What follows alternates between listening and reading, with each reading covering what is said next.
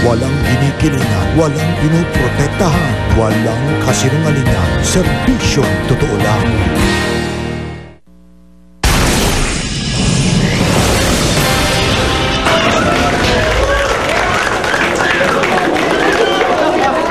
Sa pagbabalik ng kampiyon, Manny Pacquiao, tinumog saan man magpunta. Pambansang kamao, nagpatudyada sa mga diskumpiyado sa pagkapanalo niya laban kay Juan Manuel Marquez. Magpakatotoo ka, maging Pilipino ka. Hospital arrest para kay dating Pangulong Arroyo, pinayagan ng korte. Anorexia nervosa ni Arroyo, mas delikado raw at kailangan agad pagtuunan ng pansin. Abot sa 20 kaso, ikinakasapa ng palasyo laban sa dating Pangulo. Pero arrest warrant sa kanya, mawawalang bisa sakaling katigan ng Korte Suprema ang petisyong ideklarang illegal ang COMELEC DOJ panel. Exclusive ang pinakabagong video ni Janelle Manahan sa ospital. Handa na raw tumistigo sa kaso ng napaslang na nobyong si Ramjen. 50 sentimong provisional fare increase sa jeep. Posibleng maaprubahan bago matapos ang taon. Sa China, batang lalaking nahulog sa hukay, naipit ng patiwarek. Sa Amerika naman, pagbuga ng pepper spray ng pulisya sa mga rallyista, kinondena.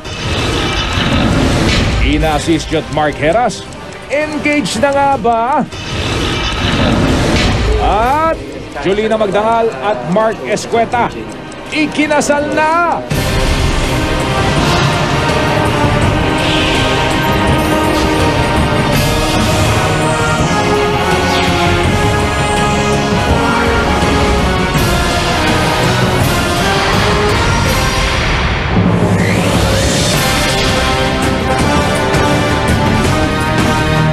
Magandang gabi po, pinayagan ng Pasay Regional Trial Court na hospital arrest muna si Pampanga Congresswoman Gloria Macapagal Arroyo. Kasabay niyan, itinanggi ng korte na minadali ang pagpapalabas ng mandamiento de aresto o warrant of arrest laban sa dating Pangulo. Nakatutok si Mark Salazar. Ang detention cell na ito sa Southern Police District Headquarters ang isa sa mga tinitingnan ng PNP na pwedeng pagkulungan kay dating Pangulong Gloria Arroyo. Pero sa ngayon, mismong ang korte na nagsabi sa St. Luke's Medical Center sa Global City muna mananatili ang Congresswoman ng Pampanga. Si Arroyo ay kasama sa 3 taong sinampahan na noong Biyernes ng kasong electoral sabotage na isang non-bailable offense. Na-serve na ang warrant of arrest kay Arroyo at kina Attorney Lintang Bidol na dating Provincial Electoral Supervisor ng Maguindanao at dating Maguindanao Governor Andal Ampatuan Sr. Kanina ibinalik na ng PNP ang mga warrant of arrest. The court cannot just issue an order sending him to any other ordinary detention center because of some factor to be considered like his health condition, his status as former president and now as Congressman of the Republic of the Philippines. Ibinigay ito ng korte sa kampo ni Arroyo kahit hindi pa ito formal na hinihiling sa korte. Nasa probinsya pa raw ang doktor ng dating Pangulo kaya di pa napipirmahan ang medical record na nagsasabing ikasasama ng kondisyon ni Arroyo kung ilalabas ito sa ospital. Sa preliminary hearing kanina, binawi na rin ng mga abogado ni Arroyo ang inihain na motion na kung may question sa Pasay Court para hawakan ng kasong electoral sabotage. Dapat daw kasi sa Sandigan Bayan ito inihain. Yung una kasi, divided yung mga lawyers. Sabi ko, sige, bahala na kayo, file ninyo kung gusto nyo file. Pero ako, ang paniwala ko from the beginning, RTC ang may jurisdiction. Sa labas ng Pasay RTC, nag-ingay naman ang ilang magbabantay sa ikikilos ng korte at maninigurong mahahatulan ang anilay guilty sa kanilang sariling paghusga.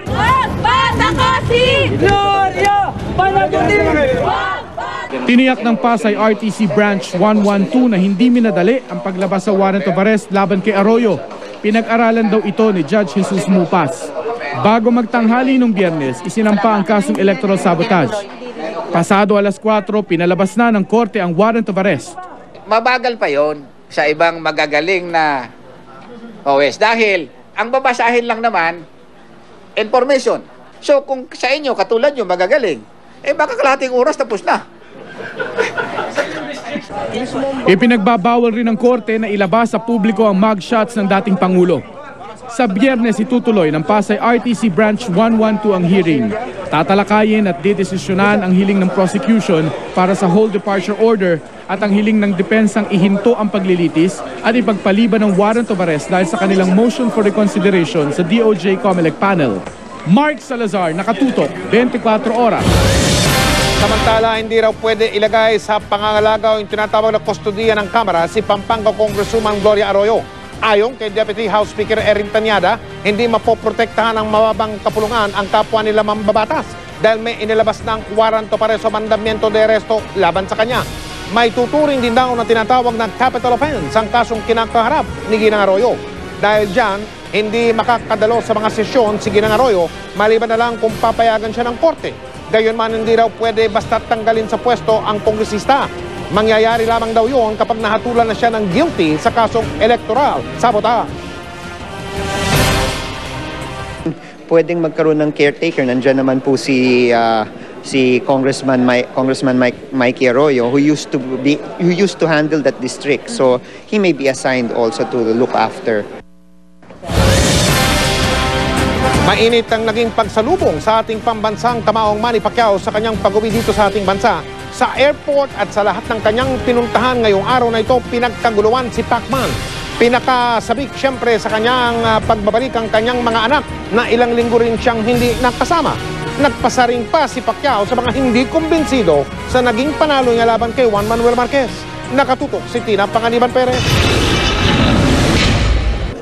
Bago pa man lumapag ang PR Flight 103 na sinakyan ni Sarangani Representative Manny Pacquiao at asawang si Jinky galing Amerika, excited nang nag-aabang ang apat nilang anak sa NAIA 2. Ang panganay na babaeng si Princess, may ginawa pang welcome home banner. I have a help of my yaya to color this one. Oh, Yaya helped you? Card. Yaya helped you with that? Huh? Yes. Okay. Which one's for mommy? The flower. The flower. Oh, what will you tell daddy and mommy when you see them? I love you, mommy. I love you, daddy. Congratulations. We miss you. Welcome back. Welcome back home.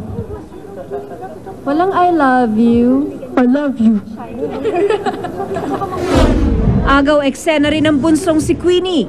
Happy birthday, class, and keep you.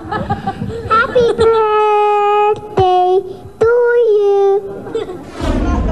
Mahigpit na yakap at mga halik ang isinalubong ng apat sa ama't ina. Si Pacman, halatang na-miss ang mga anak na hindi niya mabitaw-bitawan.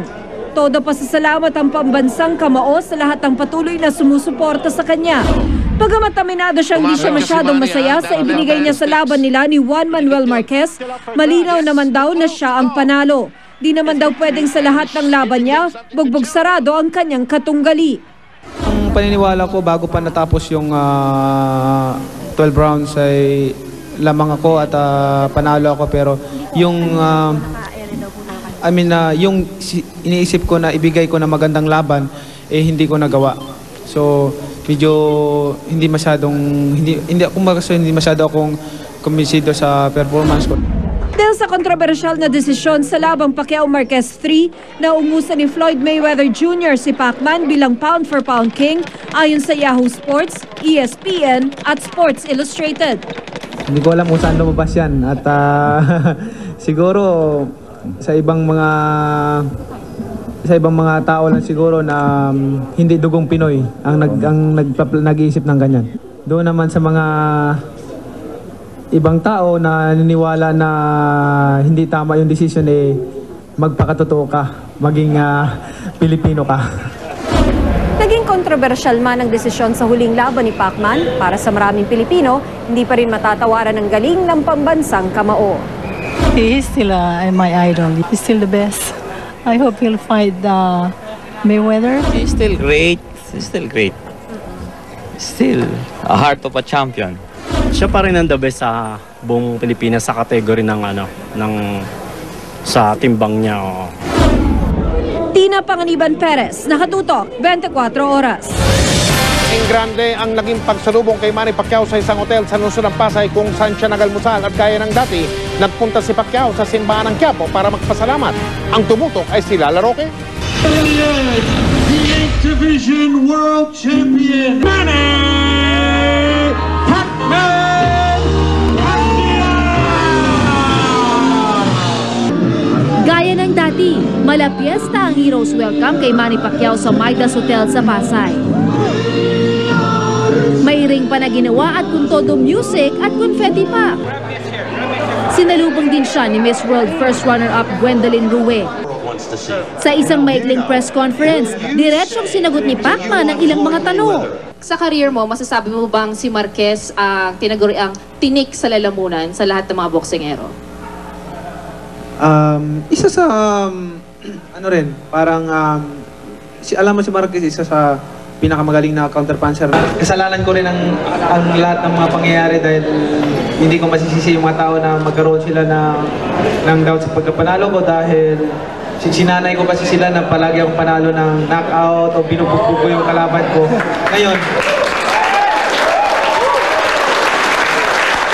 baka naman payagan nyo akong pwedeng manalo kahit sa close fight. Diba?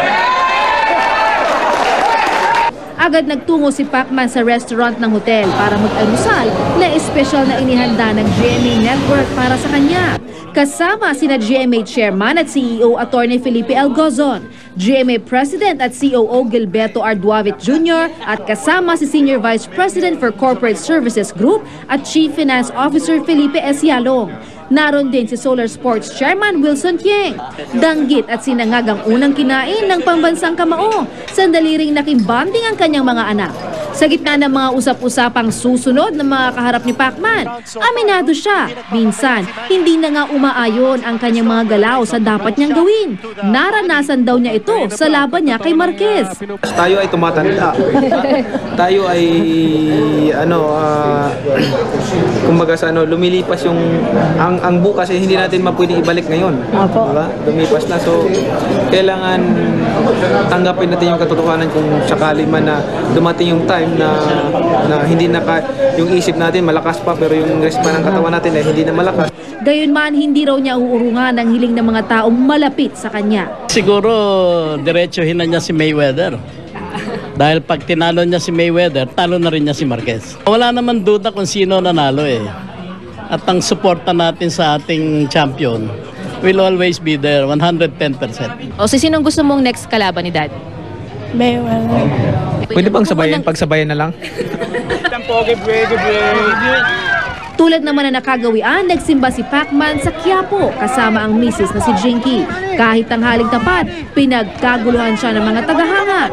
Sa loob ng simbahan, nagsalita si Pacman sa harap ng mga nagsimba at binigyang pugay ang mahigpit na kalabang si Marquez. Mabait pala ng tao, mabait pala at nasalin din.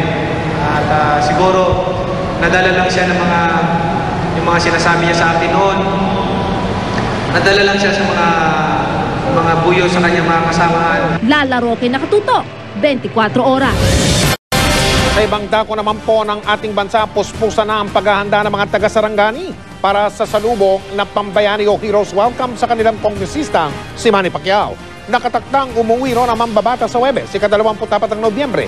Kasabay yon ang pagsisimula ng Munato Festival sa Sarangani. Ayon sa lokal na pamahalaan, kakaiba ang magiging pagsalubong nila kay Pacquiao. Sasakay ang ating kampiyon sa isang kabayo. Suot niya ang isang katutubong costume. Alinsunod daw yan sa tradisyon ng mga katutubong balaan kung saan sumasakay ng kabayo ang isang mangdirigma. Kasalukuyang dumaranas daw ngayon ang tinatawag na depression o matinding kalungkutan si dating Pangulong Arroyo. At dahil siya ay naka-hospital arrest, mahigpit ang pagbabantay ng mga pulis sa St. Luke's Medical Center sa lungsod ng Taguig. Pero ang hindi malinaw ngayon ay kung may mga umiiral na restriksyon ika nga, yung mga hindi bagay o dapat gawin. Kaugnay halimbawa ng pagtanggap ng mga bisita. Nakatutok po doon live si June Veneracion. June, ano nang balita dyan? Mike, naka-house arrest pa nga o naka-hospital arrest pa nga dito sa St. Luke's Medical Center sa lungsod ng Taguig si Pampanga Representative Gloria Macapagal Arroyo. Pero bukod sa iniindang sakit sa buto, ay nakakaranas daw ngayon ng depresyon ang dating Pangulo na nagmamanifest sa kanyang pagkakaroon ng tinatawag na anorexia nervosa. Nakadeploy pa rin sa loob at paligid ng St. Luke's Medical Center sa Global City Taguig ang mga pulis. Misyon nila ang bantayan ng dating Pangulong Arroyo na naka-hospital arrest mula pa nung Biyernes dahil sa kasong electoral sabotage kaugnay ng dayaan umano noong 2007 senatorial elections. Bago siya maaresto, nakakonfine na si Arroyo sa St. Luke's dahil sa sakit na hypoparathyroidism at sakit sa buto na natukoy matapos ang 3 magkakasunod na operasyong pinagdaanan niya. Ayon sa tagapagsalita ng mga Arroyo na si Attorney Raul Lambino, patuloy ang pagtanggap niya ng mga bisita kabilang ang mga kasamahan niya sa Kongreso at dating miyembro ng kanyang gabinete. Ayon pa kay Lambino, nakakaranas daw ngayon ng depression si Arroyo. Sumasama raw ang kondisyon nito at walang ganang kumain, bagaman nagpapakatatag daw ito sa harap ng mga problemang legal na kanyang kinakaharap. Normal naman siguro yon na ang isang tao ay madidepress o may stress ka sa ganitong mga kabigat na problemang dumating sa kanilang pamilya at dagdagan mo pa na mahina talaga yung kanyang katawan. Katunayan, ang timbang niyang hanggang 118 pounds bago maoperahan, bumagsak na raw sa 99 pounds noon pa lang mag-apply siya para makapagpagamot sa ibang bansa. Pansin ito sa itsura ngayon ng dating Pangulo. Malayo kumpara sa Gloria Arroyo na kilalang aktibo. Buong araw naghintay ang media sa anumang update mula sa mga doktor ni Arroyo. Pero walang bumababa para magbigay ng impormasyon tungkol sa kondisyong medikal ng naka-hospital arrest na opisyal. Sabi ni Lambino, sa kanyang obserbasyon, mas payat ngayon si Arroyo kumpara nung huling makita ng publiko nitong nakaraang linggo. Nakikita naman ng mga bumibisita sa kanya yung kanyuan ni Mrs. Arroyo. Wala na yung tinatawag nating ningning ng kanyang kagandahan na dati nating nakikita nung hindi pa siya nauoperahan. Si dating Pangulong Gloria Arroyo ang pangalawang pinuno ng Republika ng Pilipinas na pinaaresto matapos masangkot sa kasong kriminal. Magugunitang noong 2001, sa ilalim ng Administrasyong Arroyo, inaresto si dating Pangulong Joseph Estrada dahil sa kasong pantarambong at perjury. Matapos sunduin sa kanyang bahay sa San Juan, agad siyang kinuna ng mugshots at ng fingerprints sa Camp Crame. Pero habang gumugulong ang pagdinig, 6 na taong na hospital arrest sa Viluna Memorial Hospital sa Erap. Kalaunay na house arrest din si Estrada, una sa Santa Rosa, Laguna at sumunod sa kanyang rest house sa Tanay. Minsan pa nga siyang binisita ni Noy Pangulong Arroyo sa kanyang pagkaka-house arrest sa Santa Rosa, Laguna. Noong 2007, hinatulan siyang guilty at sinentensyang makulong ng 6 na taon dahil sa plunder. Absuelto naman siya sa kasong perjury. Pero nakalaya rin si Erap matapos gawaran ng executive clemency ni Arroyo. Mike, pagkatapos sa pagbigyan ng korte ang hiling na ma-hospital arrest si Ginang Arroyo, sabi nitong si Attorney Raul Lambino ay baka pinag-aaralan din ang kampo ni Ginang Arroyo na hilingin din sa korte na isilalim naman siya sa house arrest sakaling bumuti na ang kalagayan nito. Mike? Jung, sa tinatawag na house arrest ng dating Pangulo, ano-ano mga alituntunin ipatutupad ng mga otoridad?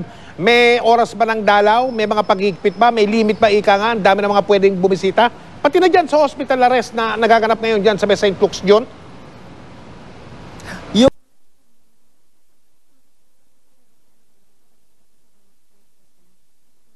Pero wala pa talaga nating definite pa nga sinasabi niya. Pinag-aaralan pa daw nila yon, kinukonsidera. As far as dito naman, Mike, dito sa hospital arrest, wala naman daw napapansin ang kampo ni Ginang Arroyo na mga restrictions na pinapatupad ang PNP. Kung sino daw yung mga bisitang pinapayagan noon bago pa man siya masailalim sa hospital arrest, ayun din naman yung mga bisitang pinapayagan na makapasok ngayon ng PNP. Mike? Maraming salamat, Jun Veneracion.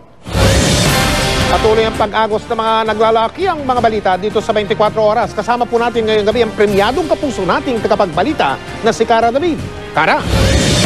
Salamat, Mike. Patuloy na nagpapagaling sa ospital si Janelle Manahan, ang nobya ng pinaslang na aktor na si Ramjen Revilla. Pinaunlakan ni Janelle ang hiling ng GMA News na makunan siya ng video sa kanyang kwarto sa ospital at sumagot sa ilang katanungan. Nakatutok si Ian Cruz, exclusive. Ito na ngayon si Janelle Manahan, ang nobya ng pinaslang na si Ramjen Revilla. Nabaril din si Janelle sa ilalim ng kaliwang mata at sa kanang balikat. 2 linggo matapos siyang operahan para ayusin ang tinamang facial fracture. Pumayag si Janelle na makunan siya ng video ng ama sa request ng GMA News. Sa videong ito, nakuha alas 11 ng gabi, wala na halos maaninag na bakas ng tama ng bala sa muka ng 22 anyos na dalaga. Tanging ang maliit na drain pipe sa kanyang kanang panga na lang ang nakakabit kay Janelle. Paraan daw ito para maghilom na maayos ang bone grafting sa labos na napinsalang kanang panga. Ito ang dahilan kung bakit hindi pa siya ma-discharge. Kung wala daw yung bone grafting, anytime pwede na siyang palabasin. They are avoiding yung failure ng graft. Di na nakaswero si Janelle pero naka-arm sling pa rin dahil sa tama sa balikat. Nakakakain na rin daw ng nais na si Janelle basta pinapalit ito o isinasama sa tubig. Di pa siya pwedeng magsalita kaya isinulat niya sa papel ang sagot sa mga tanong namin. Paglabas daw niya, gusto niyang dumalaw sa puntod ng nobyong si Ramjen Revilla kung papayagan siya ng doktor at kanyang pamilya. Gusto rin daw niyang magbakasyon. Handa rin daw siyang tumestigo sa kaso upang bigyan ng hustisya ang pagkamatay ng nobyo. Sa unang pagkakataon, humarap na rin sa amin ang ina ni Janelle na si Rosario. Labis raw na nami-miss ni Janelle si Ramjen. Marami siyang nami-miss about Ramjen, syempre. Ano yung mga sinasabi niya sa'yo? Yung pagiging protective ni Ramjen, yung pagiging malambing, yung mga ganun, yung pagiging makulit. Na ikaw ang tanging pangarap ng... Sa videong ito na kumakalat ngayon sa internet na lang maririnig ni Janelle ang boses ng nobyo. Mismo si Janelle ang gumawa ng video bago nangyari ang trahedya sa kanila ni Ramjen. Bagamat mabilis ang paggaling, may pagkakataon daw na naguguluhan si Janelle sa mga nangyayari. She never thought na, yun nga, na yung kapatid ang involved. So medyo, syempre, naguguluhan talaga siya. Kasi ang pagkakaalam niya, very close nga sila. Pagbibigay ng halaga sa ikalawang buhay at pananalig sa Diyos daw ang laging habilin ng kanyang mga magulang kay Janelle. Ian Cruz, Nakatutok, 24 Oras. Maging ang social networking site na Facebook ay ginagamit na rin ng pulisya sa pag-iimbestiga sa kasong pagpatay kay Ramjen Revilla. Doon nakita nila ang video ng kasal ni Gail Bautista, kapatid ni Ramjen, at isa raw sa mga bisita ang tinutugis na si alias Brian. Nakatutok si Salima Refran. Bukod kay Maria Ramona Mara Bautista, nakatutok ngayon ang pulisya sa paghahanap sa isang alias Brian. Mula sa mga pahayag ng mga testigo at suspect, sinasabing ang Brian na ito ang contact ng mga mastermind at ng mga nagsagawa ng krimen. Sa paghahanap kay Brian, ginagamit na rin ng Task Force Ramjen ang social networking site na Facebook. Sa isang fanpage na hindi kilala ang gumawa at namamahala, nakapost ang video ng kapatid ni Ramjen na si Gail nang ikasal kay Hiro Furuyama nitong June 23. Ayon sa Task Force Ramjen, isa sa mga bisita sa kasal ni Gail at Hiro, si Brian, na ang tunay na pangalan daw ay Ryan Pastera. Sa kasal na ito, hindi raw dumalo si Ramjen. Ayon sa personal assistant itong si Ronaldo Ancahas, dahil daw ito sa alitan ng magkakapatid. May personality na nandiyan dyan. When you say personality, ano po ibig sabihin nun? Si Ryan na nandiyan dyan. Na-confirm po natin yan. Oo, nandiyan dyan sa video. Well, very helpful because mas clear ang mga images ng mga taong maaring hindi ko pa sabing involved na kagad, but can be helpful as a reference lang talaga. And we will see kung gaano ka siya magiging kamaterial as we progress in the investigation. May ilan ding hawak na letrato na isinumite ang Task Force Ramjen sa piskalya. Dito, kinilala ng testigo si Roel Puson si Ryan bilang si alias Brian.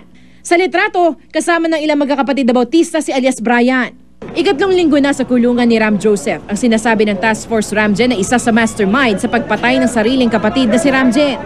Kahapon binisita si Ram Joseph ng ilang kapatid sa Parañaque Jail.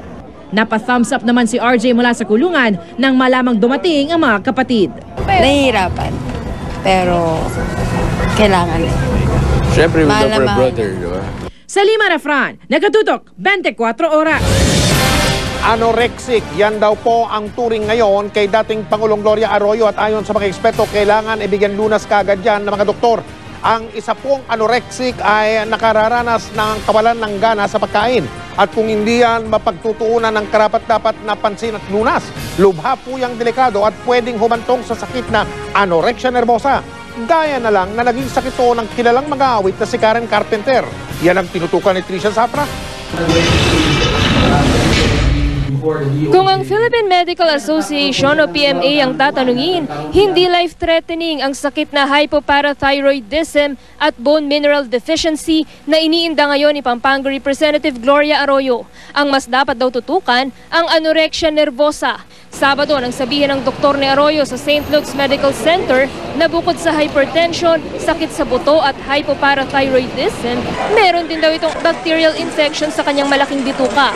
Kaya raw nakaswero pa ang dating Pangulo ng kuna ng fingerprints, palm prints at mugshot ng pulisya noong Sabado. We will be monitoring her and hopefully she will be able to regain her appetite until we are confident enough in saying that we can remove the IV fluid already. Ayon sa PMA, maaari raw ikamatay ni Numan ang pagpapagutom at hindi pagkain sa mahabang panahon. Ang anorexia nervosa ay isang uri ng eating disorder na nagre-resulta sa tuloy-tuloy at matinding pagbagsak ng katawan. Ang sikat na international singer na si Karen Carpenter ay isa lamang sa mga kilalang personalidad na nagkaroon ng ganitong sakit. Karaniwang nagiging malnourished ang mga anorexic dahil sa hindi pagkain. Ang epekto nito sa mga vital organs minsay nagiging irreversible na. Tulad na lang na nangyari kay Carpenter na pangunahing naapektuhan ang puso. Ito ang kalaunang naging dahilan ng kanyang pagpanaw sa edad na 32 taong gulang. Kaya nagkakaroon po siya ng walang ganang kumain, nagkakaroon siya ng intestinal infection, o nagkaroon po siya ng infection sa kanyang bituka. Ayun po ay dapat gagamutin sa ngayon at hindi po siya fit to travel. Ilang beses sumubok si Arroyo na bumiyahe pa Singapore noong nakaraang linggo para magpatingin at sumailalim sa tetracycline bone biopsy na ayon sa PMA ay kayang-kayang gawin dito sa Pilipinas. Nagbigay na rin daw sila ng listahan ng mahigit 100 doktor mula sa Philippine Society of Endocrinology and Metabolism na pawang mga eksperto. Hindi po kailangan ng isang espesyalista para gumawa ng tetracycline bone biopsy. Wala po kung kahirap-hirap yan. Minor operation lang po yun. Tingin naman ni Olarte, tama lang ang pagsasailalim sa temporary hospital arrest kay Arroyo. Nais din daw kasi ng kanilang grupo ang agarang pagbuti ng kanyang kalusugan. At maging ang dating Pangulong Joseph Estrada na ipinakulong noon ng Administrasyong Arroyo, ipinapanalangin din daw ang kanyang paggaling. I'm praying for her recovery of her health so that she can face all those accusations against her. Tricia Zafra, Nakatutok, 24 Oras. Na-hospital din po kamakailan si dating COMELEC Chairman Benjamin Abalos. Kabilang din daw siya sa mga kakasuhan ng electoral sabotage. Inuulit po namin, wala pong piyansa yung kaso na yan. Mapakakausap po natin siya live ngayong gabi dito po sa 24 Oras. Magandang gabi po, Chairman. Si Mike Enriquez po ito. Oy, magandang gabi naman. Magandang gabi po sa inyo, Mr. Mike Enriquez. Ganun din sa lahat ng ating mga televiewers. Bago po ang lahat, Alam Chairman, mo, kamusta kayo ngayon? Bago ang balita namin na-hospital kayo, nakalabas kayo, tapos kailan ba kayo bumalik ulit sa hospital? Ano ba, check-up lang ba yun? O? Kahapon nagbalik ako uli at nagkaroon ako ng tinatawag nating endoscopy. Yun nga, kinunan tayo ng parang ginawang kayo ng test. Yes. Ano po resulta? Pero look, Mike, ayokong banggitin sana ito dahil sa meron namang kumakalat na balita at sinasabing tayo gagaya daw sa presidente kung sakasakaling magkaroon tayo ng kaso, tayo magpapa-hospital arrest. Tandaan ho niyo ito, kahit na dumudugo ang oo ko, kung kailangan ako i-arrestuhin, papa-arresto tayo, Mike. Okay. Alam nyo na, Chairman, na ngayong linggong ito, ang sinasabi, isasama kayo dun sa kasong electoral sabotage na nauna ng sinampa sa dating Pangulo. Nabasa nyo na ba yung desisyon na yan?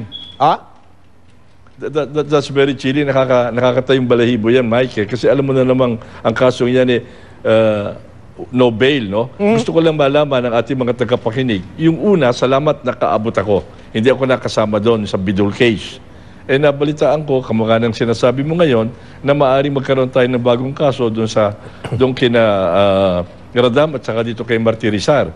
Gusto ko lang malaman ng ating mga televiewers na ito yung dalawang idinimanda ko, tinanggal ko sa pwesto, yung demanda ko ay inaprubahan nila Justice Melo, nila Chairman Brillantes, ni Chairman Bora. In short, 4 na komisyon na nagdaan dito.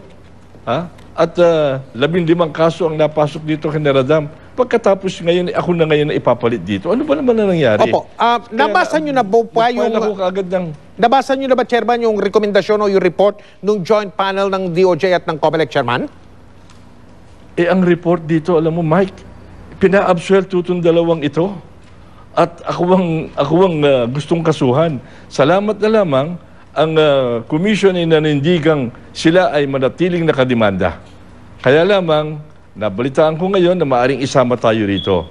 Kaya ang ginawa ko kaninang umaga, nag-file kaagad ako ng motion for reconsideration. Pinaalalahanan ko lamang ating mga commissioners na ito yung dinemanda ninyo. Hindi ako lang ang nagdemanda rito. Dinimanda natin itong lahat. Uulitin ko, I initiated the investigation, I initiated the filing of the case, at ito ay sinundan ninyo lahat. Lahat tayo rito. Chairman Bora, Chairman Melo, Chairman Brillantes, at kasama yung mga 6 na commissioners ng bawat commission na ito. Nagkakaisa tayo rito. Itong dalawang ito yung nagkasala. Bakit ngayon parang ako na ngayon ang ipapalit dito sa dalawang ito? Ito ang aking panawagan sa kanila. Okay, Mr. Chairman, kulang na po ang ating panahon. Ganyan talaga ang telebisyon. Maraming pong salamat sa pagpayag nyo na sumagot sa aming mga tanong ngayong gabi. Magandang gabi po sa inyo. Mike, sa akin ang pasasalamat. Magandang gabi po naman. Ganun din sa lahat ng ating mga televiewers. Salamat po. Sa punto pong ito naman, ang makakapanayam naman natin live ay walang iba kundi ang pambansang kamao ng Pilipinas. Siyempre, si Manny Pacquiao po yan. Magandang gabi, Congressman. At congratulations. Magandang gabi na naman, Mike, at sa lahat ng mga nanonood ngayon. Thank you. Nakapagpahinga na ba kayo, Congressman? Makapagpahinga ng konti. Okay, sabi nyo kanina sa panayam ninyo, ang pagtutunan nyo ng pansin ngayon, yung balik trabaho ninyo bilang kongresista, Manny Pacquiao. Yes. Okay, anong una nyong balak pagtunan ng pansin pagbalik nyo sa Kamara? Focus muna doon sa mga ibinasating bill at saka yung project natin sa district natin. Sa Sarangani Province, especially the hospital. Okay, Congressman, hindi talaga maiwasan tanungin kayo tungkol sa nakaraang laban. Ano ang mga leksyon na natutunan, hindi lang ninyo, kundi pati na ng Team Pacquiao, diyan sa natapos na laban na yan ninyo ni Marquez na kayo ang nanalo. Pati si Freddy Rhodes, sabi niya, baka pati daw siya nagkaroon ng pagkukulang, baka na-overtrain daw kayo, baka na-sobrahan sa ensayo, etc. etc. Congressman? May ano kami doon na overtrain dahil usually ginagawa ko every fight 8 weeks ang training, but this fight 10 and a half weeks ang training namin, so pwedeng na sobrahan ng konti, then may pagkukulang doon sa training namin dahil yung paa ko, yung kaliwa buhat-buhat ko at masakit. Okay, Congressman, ano ang plano ni Congressman Manny Pacquiao sa 2012?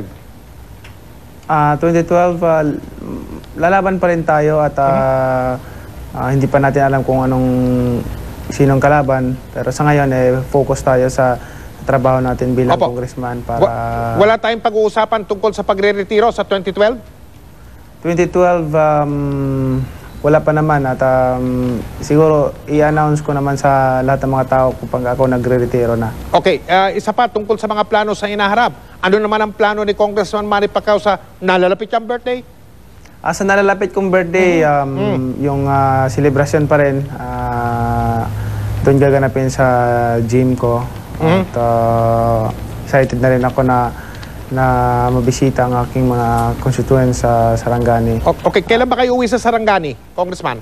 Papasok muna ako bukas sa Congress and papasok agad ako dahil maraming mga trabaho nga at by Thursday baka umuwi ako sa Sarangani. Okay, isang tanong na lang po, medyo personal tungkol dun sa dalawang anak niyong babae. Si Queenie, yan, ngayon ngumiti na kayo.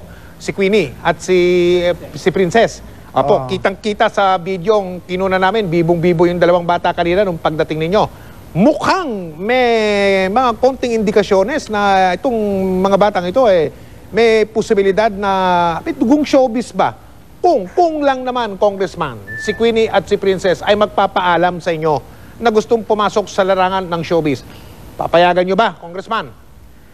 Depende yan sa kanila, pero sa akin is, ang akin lang is ang gabay namin bilang magulang at siyempre yung pag-aaral huwag kalimutan dahil importante sa mga bata yon. At nandito lang kami mga magulang gumagabay sa kanila para sa magandang buhay. Sige po, Congressman, salamat sa binigay niyong oras sa 24 oras. Magandang gabi po at isa pang beses congratulations. Maraming salamat, Mike, at sa lahat ng mga nanonood ngayon. Salamat po. Susunod! Bahagi ng isang mall sa Alabang nasunog.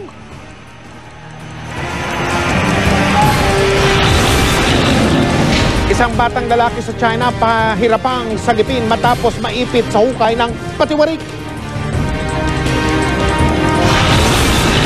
Isang kalsada sa Quezon City na ampaw daw ang pagkagawa. Idinulog sa investigador ng bayan. Miss World First Princess Gwendolyn Ruey nag-courtesy call kay Vice Presidente Giorgio Marbinay at kinilala pa sa ating Senado. Tututukan natin yan at marami pang ibang mga balita sa pagpapatuloy ng 24 oras.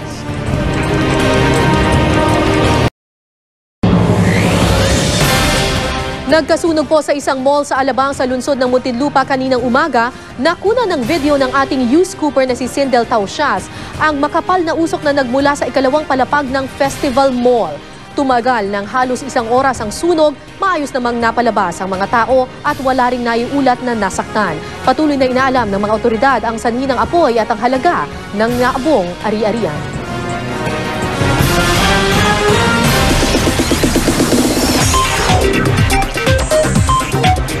Chika Minute!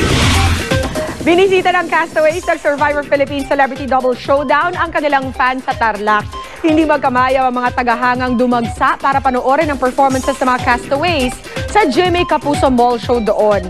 Ang taga-Tarlac na si Alisa Alano masayang nagtanghal para sa mga kababayan niya. Naroon din sina Ellen Adarna, Isabel Granada, Chucky Dreyfus at si Beto. Todo pasasalamat ang castaways sa mga tumangkilik sa panibagong season ng Survivor Philippines. Ikinuwento pa nila ang ilang unforgettable experience nila sa isla. Una, life-changing ho talaga siya. Body and weight changing ho. Yung walang ligo, walang toothbrush, yung pinakain nyo lang kanin, walang ulam. So, hindi kung paano ka makikipaglaban sa mga challenges. We just enjoyed every minute na magkakasama kami na all we do is, parang we just bring out the best in each. Mamaya Mark Heras at Ina Asisio. Engaged na nga ba? Malalaman yan sa pagbabalik ng Chika Minute. Si Mike Enriquez, ang investigador ng bayan. Mga kapuso, inireklamo ng mga taga-barangay Sangandaan Project 8 sa lungsod ng Quezon ng isang kalye na hindi nyo akalaing bagong gawa pa lang.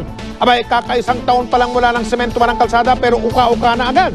At sa kalagayan ng kalsadang yan, hindi nyo akalaing 1 milyong pisong pera ng taong bayan ang ginastos para dyan. Isa lang ang laman ng usapan ng mga residente sa kahabaan ng Property Street, Barangay Sangandaan, Project 8 sa lungsod Quezon. Palibasa ay walang paglagyan ng kanilang pagtataka sa kahinatnan ng kanilang bagong gawang kalsada. Inayos ito pero ayan, tingnan nyo. Maalikabok pa rin, parang ampaw ang pagkagawa. 1 year pa lang. So ganito na ang nangyari. Natutuklap na yung mga bato-bato dyan. Uka-uka na. Puro buhangin na to, puro graba na to lumalabas Agosto nung nakaraang taon daw natapos sementuhan ang kahabaan ng Property Street. Ang problema, parang magic na nagbago agad ang anyo nito. Barangay project to, maganda naman ang intention. Kaya lang yung construction mukhang below par. Saksi ang lente ng investigador ng bayan sa walang kasing gaspang na daan. Abay, hindi nyo akalain kagagawa lang? Sa kalidad ng proyekto nga minasaksiyan, akalain yung 1 milyong piso ang pondo nito? Para malinawan, aming sinadya ang barangay hall para makausap si Kapitan. Yan, kung tatandaan ko kasi nung ginagawa yan mulan. So nangyari nung niras yan dahil maputik. Meron pagkukulang din yung kontraktor dahil nga dun sa nangyaring gumaspang. Ang nakapagtataka lang, inabot pa ng siyam-siyam bago aksyonan ang problema. Patatawag kayong kontraktor dahil alam ko dyan, under warranty pa yan. Ang ganitong klase ng pagkukulang sa panig ng kontraktor, hindi palalagpasin ng tanggapan ng city engineer. Nire-reprimand natin yung kontraktor. Pero pag yung kontraktor talaga hindi niya binigyan natin siya ng memorandum na i-repair, rectify niya na yung mga depekto sa mga Quezon City projects natin, sometimes nire-recommend natin ng for suspension o yung pinakamabigat yung i-blacklist dito sa Quezon City government. Sa ngayon ay naipaayos na ng kontraktor ng proyekto ang kahabaan ng Property Street sa Barangay Sangandaan dyan sa Quezon City. Paalala po namin sa mga tao o grupo na nagbabalak magsamantala, hindi po kayo palulusutin ng investigador ng bayan. Asahan ninyo, hindi namin kayo tatantanan. Susunod, Mga estudyanteng rallyista sa California binugahan ng pepper spray ng mga pulis. Miss World First Princess Gwendolyn Ruey kinilala sa Senado, Senador Jinggoy Estrada tumuntong pa sa silya para makipagbeso sa kanya.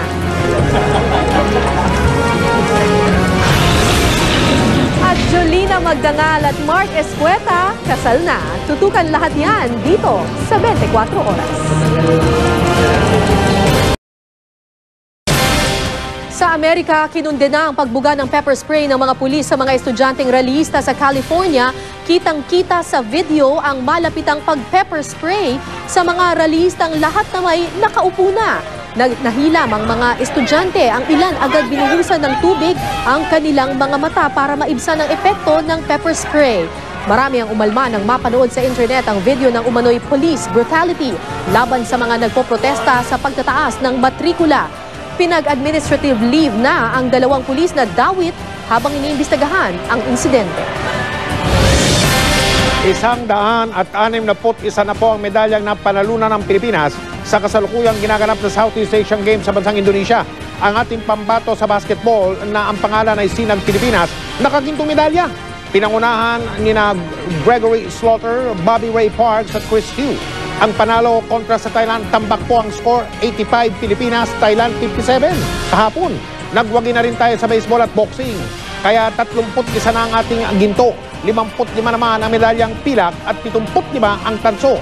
Pang-anim pa rin ang Pilipinas sa 11 bansa na nagtatagisan sa SEA Games. Ngayong taong ito, nangunguna pa rin ang host country kung tawagin ng Indonesia na mayroon ng 161 gintong medalya. Bukas na po magtatapos ang Southeast Asian Games. Hindi may kakaila na mula nang sumikat yung Pilipinas-Cals po, yung mga sa football natin, lumakas ang interes ng mga batang Pilipino sa larong football. Ngayon nga, ilang batang Pinoy na ang sinasanay para makabuo ng matinding lokal na koponan na ilalaban sa Under-17 World Cup sa 2019. Nakatutok si Dano Tingkungko. Sa mala Cristiano Ronaldo at David Beckham na moves na ito sa field, aakalain mo ang veterano na sa football ang mga kasama namin dito sa San Beda College sa Maynila. Pero ang football stars in the making, mga football elite pa lang. Sila ang mga piniling manlalaro mula sa iba't ibang eskwelahan sa Metro Manila. Ilan sa kanila kinalakhan man ng basketball na humaling at nabuo ang passion para sa football. Ang mga classmate ko po kasi naglalaro ng football. Masarap ang laruin. To be a professional international football player. Meron kang football club in mind na sasalihan? Yes, like Manchester. Manchester. Sinong idol mo? Rooney. Wayne Rooney. Anong gusto mong i-emulate? His goalings and to be top popular. Bukod sa mga veteranong football coach tulad ni Coach Aris Kaslib ng PFF, espesyal na nagturo sa mga bata si Coach Eckhard Krautzun ng Deutscher Olympischer Sportbund, katumbas ng Philippine Olympic Commission ng bansang Germany. Mula sa warm-up, pagsipa at goal, hanggang sa mismong mock match, lahat tinutukan ni Coach Eckhard. May question and answer portion pa nga kung saan nasubok ang kaalaman ng mga bata pagdating sa football. What is the most important of all? Congratulations, I know your name. Come on. Very good. You will get a prize later. Okay. Every exercise comes from the brain first. The perception of the exercise goes down to the feet. We always say a good player, the brain is the third foot. So they learn already quick thinking, anticipation, orientation. Ang pinagmula ng training ang pagsikat ng Philippine Ascals at football bilang sport sa bansa na madalas tawaging basketball country. Ang goal ng mga taga-PFF, makabuo na isang malakas na national football team ang bansa para sa Under-17 World Cup 2019. After na sumikat yung Ascals ng 2010, kasi ang question dyan is saan na pupunta yung football ng Pilipinas, no? At ang sagot dyan is kailangan na nating simulan yung programa sa grassroots level. Tapos meron tayong target ng 2017-2019 na sana makabuo tayo ng isang batang team ng Pilipinas na makalaro sa mas mataas na level. Malaki ang nakikitang potensyal ni Coach Eckhard sa mga batang Pinoy pero marami pa raw dapat gawin. The most important for the Filipino boy is to keep the ball on the ground because the players are small. The government and the Ministry of Education and Culture should think about it. For playing football, it's the best game for physical fitness and it's the best game to learn social behavior. We need better and more football fields. Umiikot din ang PFF sa mga football club sa Visayas at Mindanao.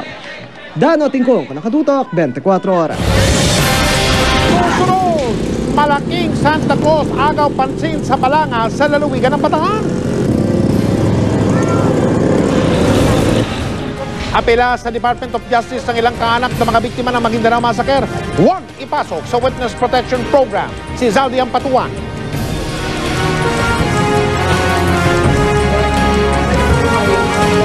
Balita mula sa bansang China, batang naipit sa hukay ng patimurik.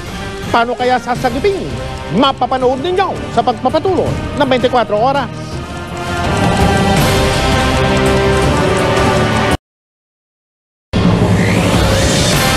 Balita mula sa lalawigan ng Bataan, agaw pansin ang isang napakalaking Santa Claus display sa lungsod ng Balanga. Walang tigil kung pabugahan niyo ng tila niebe o snow, mga tuloy-tuloy ang snow. Ang Santa Claus na yan ay gawa po sa tinatawag ng mga recycled material. Dahil nakapatong si Santa sa isang plataforma, abay abot tanaw siya kahit sa malayo. Sa North Cotabato naman, inilawan na ang Christmas Village na loob mismo ng compound ng kanilang Kapitolyo. Nagmistulang kastilyo pa nga ang Kapitolyo dahil sa mga nakapakalibot na makukulay na mga ilaw. Meron ding mga nakadisplay na mga Belen. Pero bukod tangi raw ang higanting Belen na matatagpuan, ayan sa entrada po o pasukan ng compound ng Kapitolyo. Mahigit 15,000 ilaw raw ang ginamit sa Christmas Village na obra ng mga empleyado ng pamahalaang panglalawigan ng North Cotabato.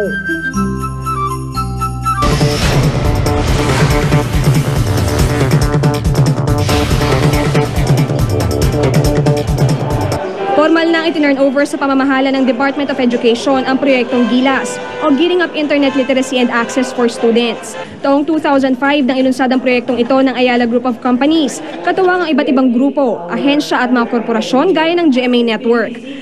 Layo nitong pagkalooban ng internet connection ang lahat ng pampublikong high school sa bansa. We realize that while we can do a lot, and we've done almost 50% of the schools, it's really the government that has the resources. Dahil sa proyekto, tinatayang mahigit 3,000 pampublikong high school ang nabigyan ng mga computer na may internet connection. Napakinabangan ito ng mahigit 4 na milyong estudyante. In this day and age, kailangan ng mga estudyante ang computer para matulungan sila sa kanilang pag-aaral. Kaya kailangan sumabay tayo sa progress Nagpapasalamat naman ng DepEd sa GILAS project dahil sa malaking tulong daw ito sa mga estudyanteng Pinoy. Hindi tayo maaaring magpatuloy lamang sa pagtatayo noong mga classrooms at toilets. Ang talagang pagbabago at mas pangmatagalang revolusyon sa edukasyon ay sa pamamagitan ng IT. No? Marami itong matutugunan, lalong-lalo na kasama dito yung kakulangan ng classroom. Pakikita niyo yung picture natin.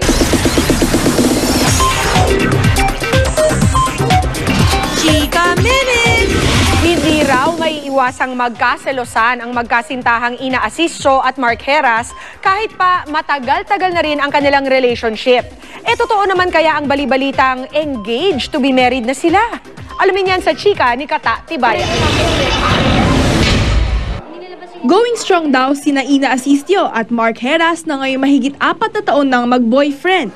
Ang sikreto raw nila ang pagiging understanding.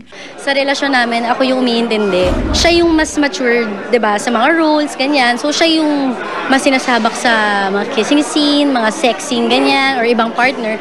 So ako yung mas nakakaintindi. Pero minsan daw nasusubok din si Ina sa mga panahon na hindi maiwasang siya ay magselos. Napagselosan ko si Rian tsaka si Jenilyn talaga. And lagi ko na ma-explain na kaya si Jenilyn yung pinaka-pinagselosan ko dahil nga nasubaybayan ko talaga silang dalawa. Hindi lang naman daw siya ang nagsiselos, kundi mismo rin si Mark. Kahit sinong lalaki nakakasama ko. Kahit picture lang, mga gano'n. Kahit nga yung mga twins madalas yung pagselosan dahil sila yung madalas kong kasama. Si Alden, si Derek, So sila yung pinagsiselosa ni Mark. Mas masarap yung pakiramdam na alam kong may pakialam siya sa akin kaysa yung hinahayaan niya ako.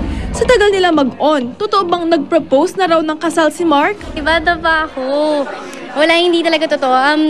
Siguro kaya lang na-chismisin kasi meron kaming couple ring. Katatibayan updated sa showbiz happenings.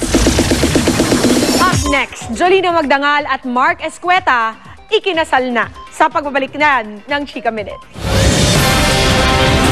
Susunod, ang mismong pagsagip sa bata sa China na naipit sa hukay ng patiwarik.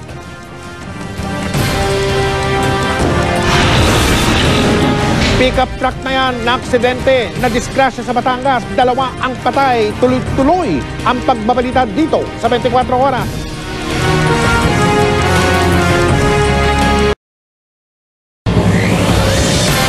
Meron po tayong balita mula sa China, isang batang lalaki ang nahulog sa hukay at naipit ng patiwarik.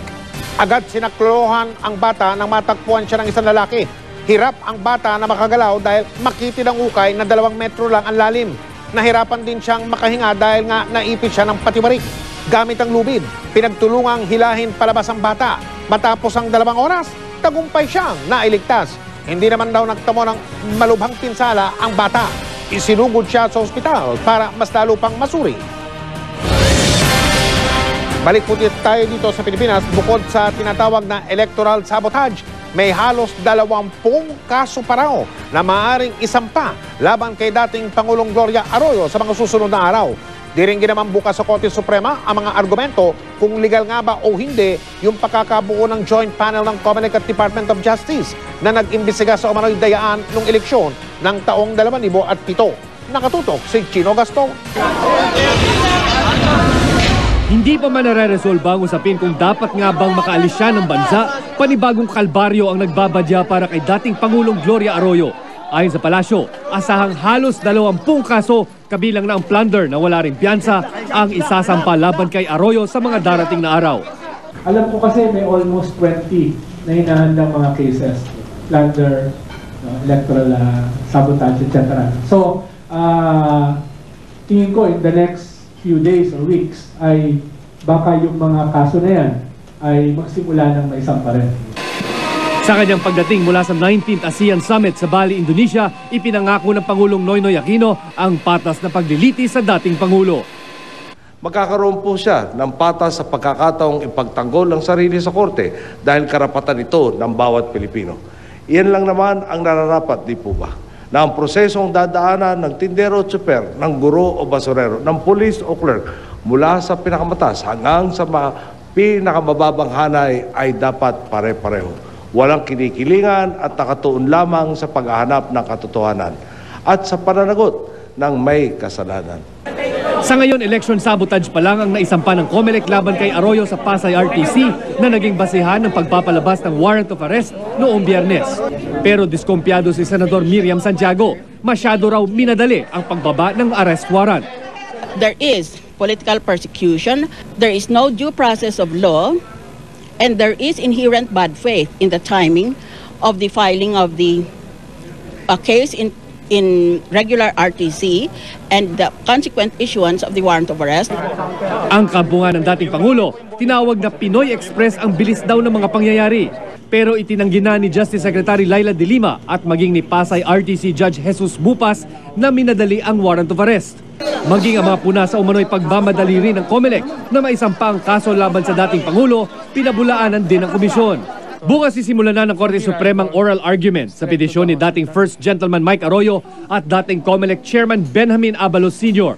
kung legal nga ba ang ibinuong joint COMELEC-DOJ panel na nag-iimbestiga sa umano'y dayaan ng 2007 elections. Ang investigasyon ng joint panel ang naging basehan sa pagsampa ng kasong election sabotage laban kay Arroyo. I don't want to preempt the court on what the court is going to do on those 2 consolidated petitions. No? But there are so many things that can happen there. The court can dismiss the petition outright if it thinks that the petitions are moot and academic. Ayon kay COMELEC Commissioner Rene Sarmiento, kapag sinabi ng Korte Suprema na illegal ang DOJ COMELEC panel, maaring mababaliwala ang ipinalabas na arrest warrant laban kay Arroyo.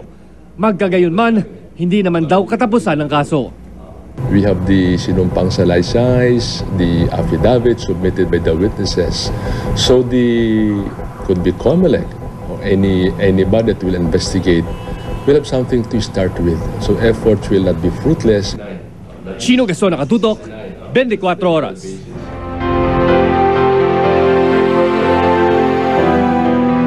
Mga kapuso, kamakailan nagtungo ang GMA Kapuso Foundation sa Cagayan de Oro para magsagawa ng surgical mission para sa mga batang may hernia o luslos. Alam niyo po ba, may kamahalan po ang operasyon sa hernia kaya maraming mga bata ang nagtitiis na lamang sa sakit na dulot nito.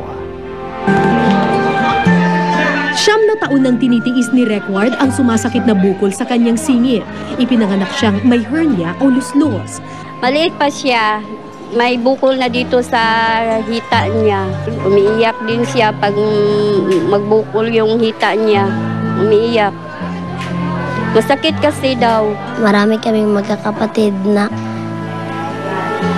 hindi kasya ang sahod ni Papa. Ito ang bahay ng pamilya Dahap, yari sa pinagtagpi-tagping kahoy. Ang pangatlo sa 6 na anak na si Junjun, ipinanganak na may kapansanan. Sa gulang na 11, nananatili siya sa duyan. Ang panganay namang anak, nakapag-aral ng computer animation at nakapagtrabaho na ng ilang buwan. Pero bigla naman daw itong nawala sa sarili. Pag hindi makainom ng gamot, parang mababaliw siya ba? Magsalita-salita. Tapos mag-iyak-iyak. Ang pinakaiingat-ingatang kayamanan sa tahanang iyon para kay Risa ay ang medalya ng mga anak na buong ingat na nakasilid sa plastik at nakapaskil sa kanilang dingding. Bunga ito ng pag-iipon at paglalako niya ng panggatong para sa araw-araw na pambaon ng mga anak na iginagapang niyang makapag-aral. Sa kalagayan ng kanyang pamilya, alam ni Reckward kailangan niyang tiisin ang sakit ng kanyang hernia. Pero ayon sa mga doktor, delikado ito kapag napabayaan. Pwedeng yung pag bumaba yung tuslos o intestine, pwedeng maipit, pwedeng masakal, pwedeng mabulok yung intestine, pwede rin ikamatay ng bata. Sa tulong ng mga volunteer doctors na patuloy na nakikipagtulungan sa Give a Gift Surgical Mission ng GMA Kapuso Foundation, naoperahan ng libre si Reckward at kasama pa ang 27 batang may hernia. The GMA, the Kapuso Foundation, together with the Philippine Society of Pediatric Surgeons and the Philippine Society of Pediatric Anesthesiologists and the Pinoy doctors, they go to different places in the Philippines to do pediatric hernia surgeries. And we are very fortunate that this year they choose to come to Cagayan de Oro City. Para miss ko po, mag-aaral ako ng mabuti para makatupad ko ang pangarap ko na maging engineer.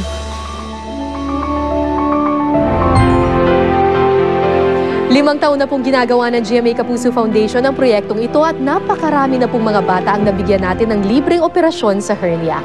Ang successful mission na ito ay naging posible po dahil sa walang sawang pakikipagtulungan ng Pinoy Doctors Incorporated, German Doctors Hospital at Cebu Pacific. Nagpapasalamat po ang GMA Kapuso Foundation sa lahat ng naging katuwang ng ating Give a Gift Surgical Mission sa Cagayan de Oro. Sa mga gusto pong makibahagi sa mga proyekto ng GMA Kapuso Foundation, maaari po kayong magsadya sa kanilang tanggapan, maaari rin po kayong magdeposito ng inyong mga donasyon sa kanilang mga bank account at saan mang sangay ng Cebuana Luwilier. O hindi kaya'y mag-log on sa www.kapusofoundation.com.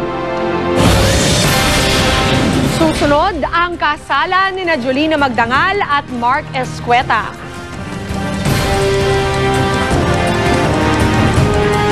Non-stop ang pagtutok dito sa 24 Oras. Chika Minute! 3 days matapos ang kanyang pagbabalik bansa, talaga namang siksik agad sa activities ang schedule ngayong araw ni Miss World 2011 First Princess Gwendolyn Ruey. Nakaharap ni Gwendolyn si Vice President Jejomar Binay at ang ilang senador. Ang chikahatid ni Nelson Canlas. Nag-courtesy call si Miss World 2011 First Princess Gwendolyn Ruey kay Vice President Jejomar Binay kaninang umaga. Kasamang kanyang kapatid at mga magulang, magiliw silang hinarap ni Binay. Aba, siyempre, unang-una, nangingilabot ka't mabiro mo naman na orasan pumunta dito sa kanan. Lalo ko nangilabot nung tinignan ko, ng taas pa rin ito si Miss World. Pero maganda siya, no? I'm really honored to be received in his home. And of course, syempre po, ang dami po niyang ginagawa para sa bansa natin. So, super happy po ako.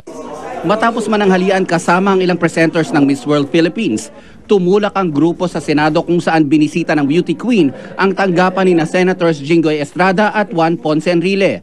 Sa bisa ng Resolution P43646, ginawaran ni Senator Estrada si Gwendolyn ng isang special citation na kumikilala sa kanyang kontribusyon sa bansa sa pagkakapanalo niya ng first runner-up sa Miss World. Sa katangkaran ni Gwendolyn, tumuntong pa si Jinggoy para lang mabeso siya. Simula kahapon, busy na si Gwendolyn. Sunod-sunod na ang naging guesting niya mula Star Talk nung Sabado hanggang sa kanyang dance number sa Party Pilipinas kahapon. Talagang kakaibang experience daw ito para sa kanya. I really had fun, and yes, just like doing guestings and those things, I really enjoyed it so much, and they welcomed me into the Party Pilipinas family, and I got to host, and it was really great because hosting is one of my dreams, and I had so much fun. So thank you to GMA. Pero hindi pa raw siya desidido kung papasukin niya ang mundo ng showbiz. Hindi ko pa alam kasi focus muna ako sa duties ko sa Miss World, and tingnan po natin after kung maganda po yung opportunity talagang. You never say never, I don't know what will happen, pero if the opportunity is great, of course, why not? Bukas ang motorcade ni Gwendolyn ng bandang alas 10 ng umaga. Magsisimula ito mula GMA Network sa Timog Avenue, Quezon City, dadaan sa EDSA hanggang sa Mall of Asia sa Pasay City. Nelson Canlas updated sa Showbiz Happening. Ikinasal na ngayong araw ang magkasintahang Jolina Magdangal at Mark Escueta. Very private po ang wedding ceremony na ginanap sa isang lugar sa Tagaytay. Sa katunayan, naging matipid sa impormasyon sina Jolina at Mark kaugnay ng paghahanda sa kasal at ang mismong wedding. Nitong June lang in-announce ng dalawa sa Party Pilipinas ang kanilang engagement. Congratulations, Jolina at Mark. At yan po ang buena mano nating chikahan for the week. Tutok uli bukas for the hottest in showbiz. Dito lang sa Chika Minute. Ako po si Pia Guanyo. Mike? Salamat, Pia. At yan po mga balitang aming tinutukan sa nakalipas sa 24 oras. Maraming salamat po sa inyong pagtitiwala. 34 na araw na... Hoy? Hello? Buma, oh. 34 na araw na lang po, Pasko na mula sa tahanan ng katotohanan. Sa ngalan ni Nabel Bianco, Cara David at Pia Guanyo, ako po si Mike Enriquez. At ito ang GMA. Walang kinikilingan, walang pinoprotektahan, walang kasinungalingan. Serbisyong totoo lamang. At dahil hindi natutulog ang balita, nakatutok kami 24 oras.